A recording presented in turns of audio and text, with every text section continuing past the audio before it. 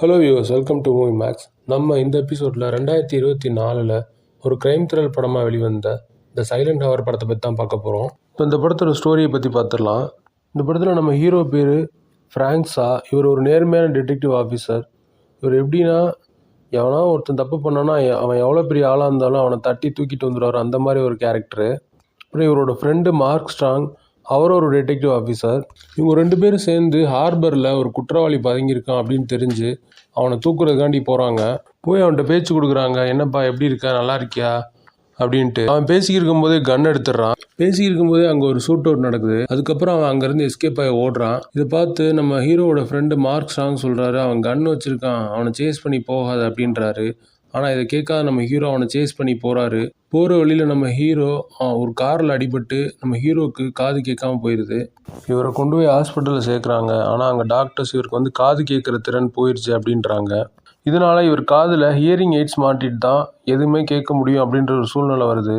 அதுவும் அப்பப்போ ஒரு சில நேரம் கேட்குது, ஒரு சில நேரம் கேட்க மாட்டேங்குது. இந்த மாதிரி சூழ்நிலை இருக்குது. இதுக்கப்புறம் இவர் போய் டாக்டர்கிட்ட கன்சல்ட் பண்ணுறாரு, எதனால் இந்த மாதிரி ஆகுதுன்னு. அதுக்கு டாக்டர் உங்கள் காது கேட்குற அந்த கெப்பாசிட்டி கொஞ்சம் கொஞ்சமாக ஃபுல்லாக இழந்துட்டு வருது, அந்த இது மாட்டினா கூட உங்களால் கேட்க முடியாது அப்படின்றாங்க. அதனால் நீங்கள் கூடிய சீக்கிரமே சைன் லாங்குவேஜ் கற்றுக்கோங்க அப்படின்றாங்க. அதுக்கு இவரும் ஓகேன்னு சொல்லிட்டு வந்துடுறாரு.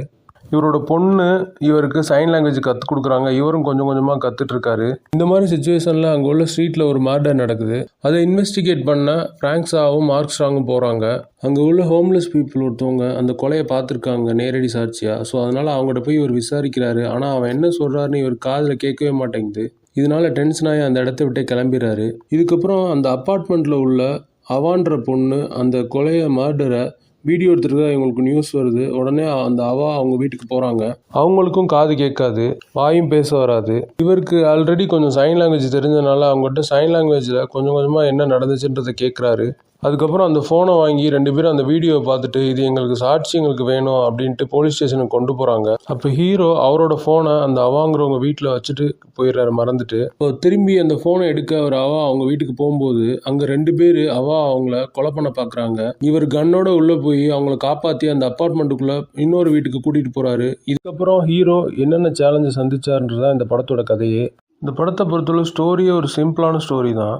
இந்த படத்தோட கதையே ஒரு அப்பார்ட்மெண்ட்டுக்குள்ளே தான் மேக்ஸிமம் நடக்கும்.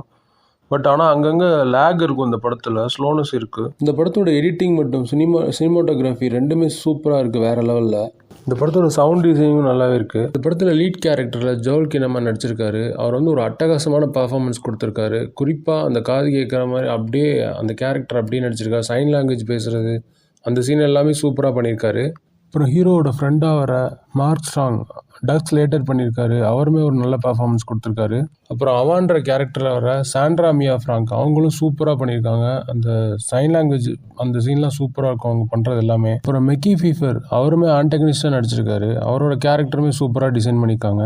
பட் இந்த படம் நம்மளை பொறுத்தளவு ஒரு ஒன் டைம் வாட்சபிள் தான், ஒரு மீடியமான மூவி தான். இந்த படத்தோட ரைட்டர் டான் ஹெல், டைரக்டர் பிராட் ஆண்டர்சன். இந்த படத்தை நீங்கள் அமேசான் பிரைமில் பார்க்கலாம். இந்த படத்தோட IMDb ரேட்டிங் 6.1, நம்மளோட ரேட்டிங் 2/5. இந்த படம் ஆக்ஷன் த்ரில்லர் ரசிகர்களுக்கு கண்டிப்பாக பிடிக்கும். Subscribe our channel. தேங்க்யூ.